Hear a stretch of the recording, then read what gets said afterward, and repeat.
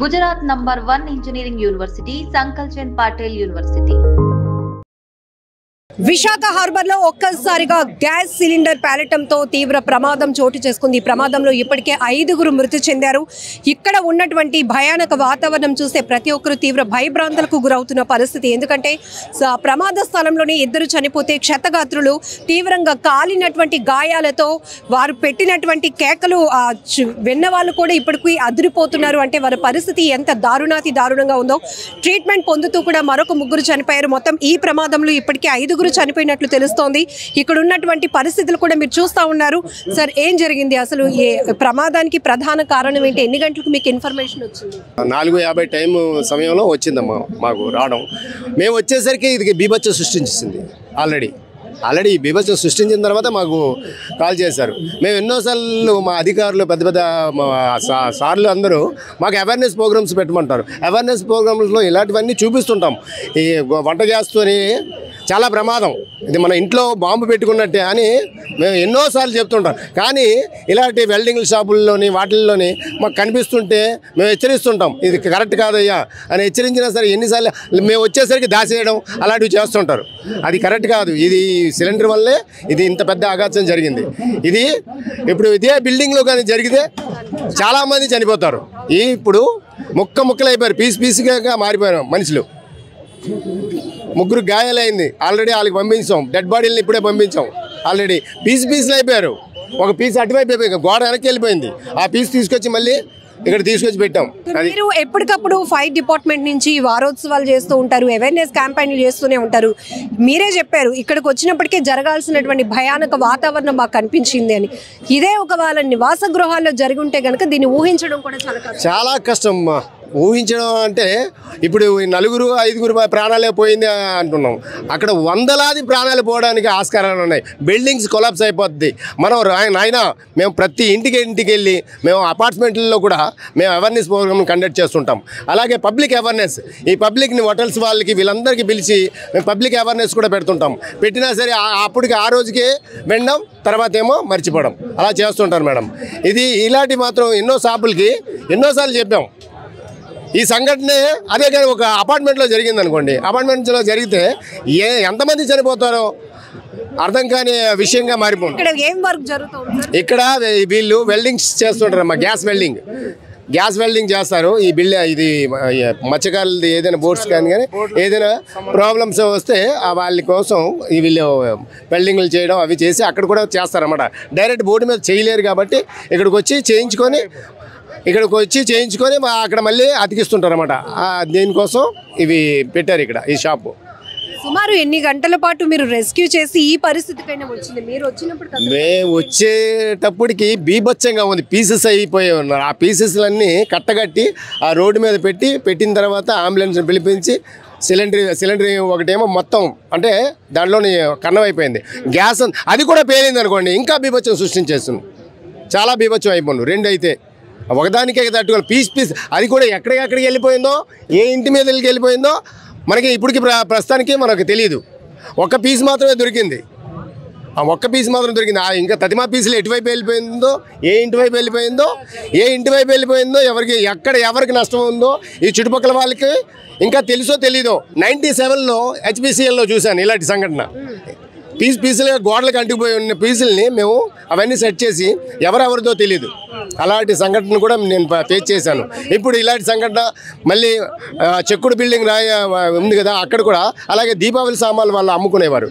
వాళ్ళేమో వంట చేస్తూ ఆయనేమో దీపావళి సామాన్లు కూరుతూ వెళ్ళి ఏం చేశాడు, గ్యాస్ ఆన్ చేశాడు టీకి. అప్పుడు చెక్కుడు బిల్డింగ్ రాయి దగ్గర అక్కడ కూడా అలాగే సంఘటన జరిగింది.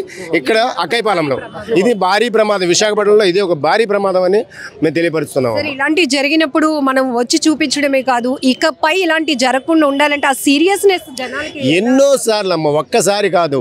మనం ఫైర్ విషయాల్లోనే మేము చెప్పము. ప్రతిరోజు మాకు బుధవారం అవేర్నెస్ ప్రోగ్రామ్ అని ఉంటుంది. ఒక్క చోట కాదు, అన్ని చోట్లకి స్కూళ్ళకి కూడా చిన్న పిల్లలకు కూడా అవేర్నెస్ చేస్తుంటాము. చిన్న పిల్లలకు కూడా అవేర్నెస్ చేస్తుంటాం. ప్రమాదానికి అంటే వంట గ్యాస్కు ఉపయోగించింది అలాంటి విషయాలకి ఉపయోగించకూడదు. దానివల్లే ఈ పెద్ద ప్రమాదం జరగడానికి కారణం జరిగింది. అది madam. Station fire officer Ramana గారు కూడా తీవ్ర ఆవేదనతో చెప్తున్న మాట ఏంటంటే అప్పుడెప్పుడో గతంలో చాలా ఏళ్ల క్రితం జరిగినటువంటి ప్రమాదాలు తీరు చూసాం. ఇప్పుడు అలాంటి భయానక వాతావరణం అయితే ఇక్కడ మళ్ళీ కనపడుతోంది. ఒక్కసారి ఆ జనాల్ని చూస్తుంటే ఈ భారీ పేలుడు శబ్దానికి ఎక్కడెక్కడో పరిసర ప్రాంతాల నుంచి కూడా పెద్ద ఎత్తున జనాభా వచ్చినటువంటి పరిస్థితులు కనపడుతోంది.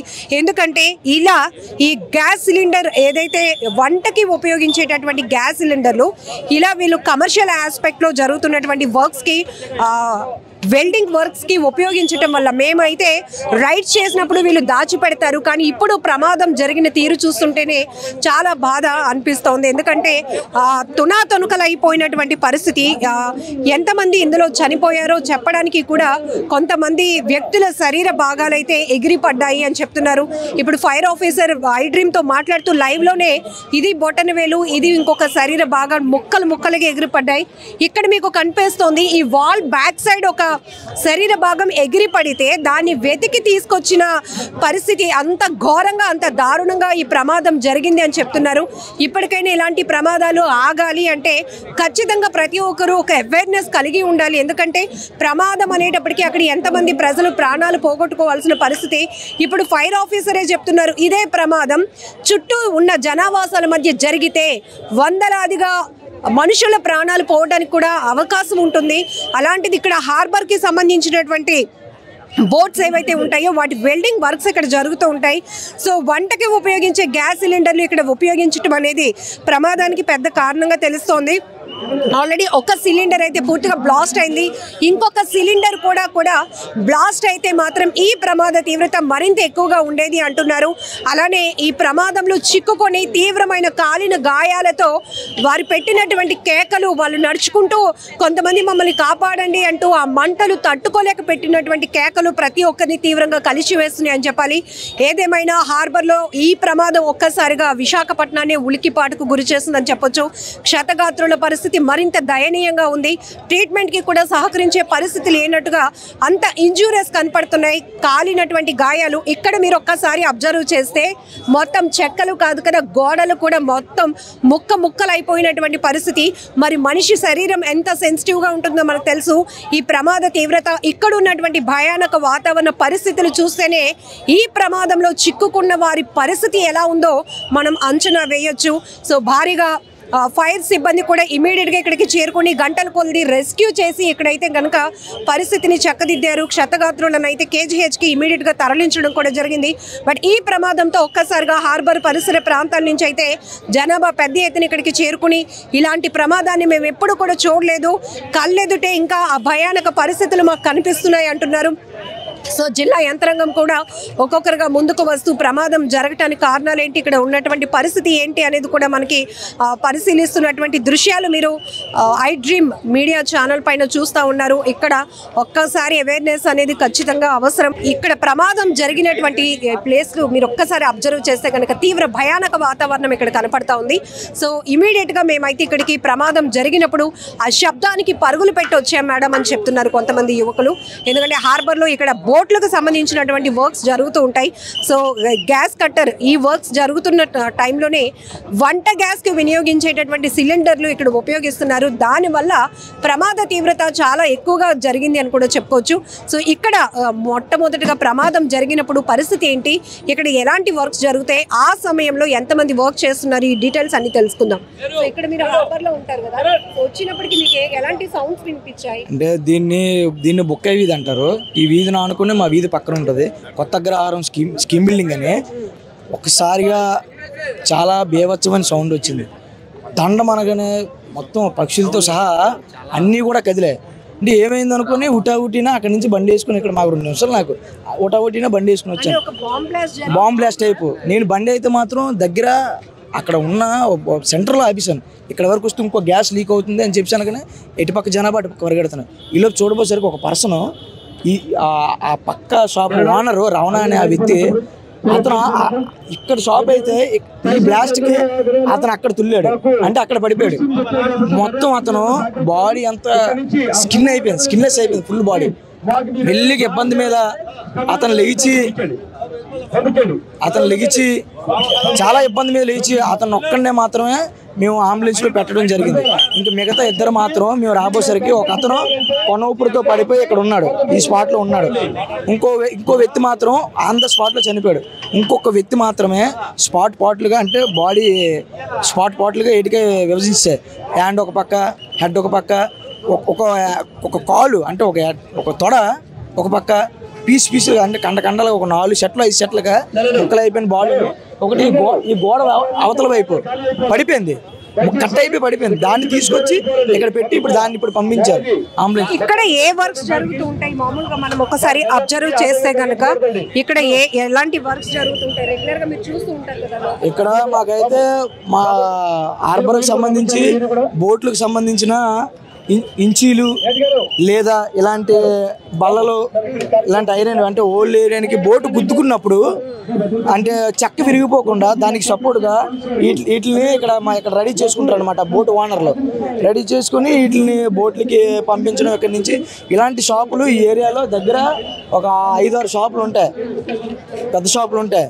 ఇవి ఏంటంటే ఎక్కువగా ఇక్కడ పనులు వెల్డింగ్లు, గ్యాస్ కటింగు ఇలాంటి పనులు జరుగుతుంటాయి. హోల్ చేయడం ఇలాంటి వర్క్స్ ఇక్కడ జరుగుతుంటాయి. మినిమం ఇక్కడ ఓడుతున్న సిలిండర్ ఎక్కువ, ఈ సిలిండర్స్ యూజ్ చేస్తుంటారు. అలాగే కట్టర్స్ ఉంటాయి, ఇలాంటి ఓడుతుంటారు, ఆ కట్టర్స్ ఉంటాయి. ఏమైనా ఇలా ప్లేట్లు కట్ చేయాలంటే ఆ మిషన్స్ ఇవన్నీ యూజ్ చేస్తుంటారు. గ్రైండింగ్ మిషన్లు ఇవన్నీ యూజ్ చేస్తుంటారు. మరి ప్రమాదం ఎలా జరిగింది అయితే మాత్రం జరిగినట్టు ఎవరికి తెలియదు. వితిన్ సెకండ్లో మొత్తం చల్లా చిదిరైపోయారు అందరూ. వితిన్ సెకండ్ అంటే ఏ మనిషి ఏ టైంకి చనిపోయాడు కూడా తెలియదు. అలాగైపోయింది ప్రమాదం మాత్రం, ఎవరు పోల్చుకున్నట్టుగా అయిపోయింది. కొంతమంది బాగా శరీరం అంతా కాలిపోయి ఇలా నడుస్తూ కూడా కనిపించారు. సో మనకి మీరు పంపించిన విజువల్స్ లో కూడా అసలు వాళ్ళ పరిస్థితి ఏంటి? మొత్తం ముక్కలు ఊడిపోయి. అందులో మాత్రం ఒక పర్సన్ అయితే మాత్రం మన అంబులెన్స్ కేజీజీ పట్టుకెళ్తుండగా దారిలోనే అతను చనిపోయారంటే ఆల్రెడీ మన న్యూస్లో ఇప్పుడే వెంటనే అప్డేట్లు వేశారు. ఇప్పుడు అతను స్పాట్లో చనిపోయి వెళ్తుండగా ఇంకో అతన్ని ఇక్కడ ఉంటుండగా కొనాపురతో పాపం అతన్ని శ్వాస ఆడుతుంది అంబులెన్స్ వచ్చేలోపే అతను చనిపోయాడు. చాలా బాధాకరం విషయం. ఇక్కడ గణేష్ అంట కదా ఓనర్, ఆయన కూడా చనిపోయారు. ఆయన కూడా చనిపోయారు. రెగ్యులర్ గా ఈ షాప్స్ లో వర్క్ చేయడానికి ఎంతమంది ఉంటారు? మాక్సిమం ఒక 7 మెంబర్స్ నుంచి ఒక 5 మెంబర్స్. 7 మెంబర్స్ కంటిన్యూస్ డ్యూటీకి రారు. ఒక 5 మెంబర్స్ వచ్చారనుకో 2 సెలవు పెట్టడం, ఒక 2 వచ్చారనుకో 3 సెలవు పెట్టడం, అలాగే అడ్జస్ట్ చేసుకొని ఇక్కడ వర్క్ చేసుకుంటారు. ఈ పక్కన ఆనుకున్న షాపులు ఏంటంటే ఒకటి పాన్ షాపు, రవణ అంటే ఇప్పుడు అక్కడికి బాడీని అక్కడ తుల్లిందని చెప్పాం కదా. పాన్ షాప్ అతను ఆ పక్కన చేరేసుకుని కూర్చుంటాడు అతను ఎప్పుడు. అలా ఆ వ్యక్తి కూడా ఈరోజు అకస్మాత్తుగా లేదు, కానీ ఈ షాపులతో ఆనుకొని ఉంటుంది అతని షాప్. అదిగో మూడో షాపు. మొత్తం ఇక్కడ నుంచి ఈ లైన్లో 1, 2, 3, 4, 5 మొత్తం 4 షాపులు ఎగిరిపోయాయి. 1, 2, 3, 4 అలాగే 4 షాపులు ఉండిపోయాయి. అతను ఎప్పుడు కూడా అక్కడే ఉంటాడండి అతని షాపు. అతను వర్క్ ఏంటి, ఐరన్ కొంటుంటాడు అనమాట. ఐరన్ పర్చేస్ చేస్తుంటాడు. ఐరన్ ఎవరైనా తెస్తే దాన్ని కాట వెయిట్ చేసుకొని దాని రేట్ డబ్బులు ఇవ్వడం చేయడం అతను డ్యూటీ అతనిది. ఈ పక్క షాప్ ఏమో అది పాన్ షాపు, ఆ పక్కదేమో ఇది మనకి చివరిది ఇది ఫైవేర్, బోటుకు ఫైవేర్ కానీ ఏదైనా మరామతులు కానీ చేసే షాప్ ఇది. ఇదేమో మన ఇప్పుడు మనకు జరిగింది కదా బోటుకి సంబంధించిన వెల్డింగ్, గ్యాస్ కటింగ్ కానీ ఇంకా ఇతర ఏవైనా బోటుకి సంబంధించిన ఏ సామాన్లు అయినా సరే ఇక్కడ నుంచి వాళ్ళు ఓనర్స్ అనేవారు ఎక్స్పోర్ట్ చేసుకోవడం చేస్తుంటారు. కానీ సంఘటన అయితే మాత్రం వితిన్ సెకండ్లో అసలు ఏ మనిషి ఎవరో గుర్తుపట్టలేనంతగా జరిగింది.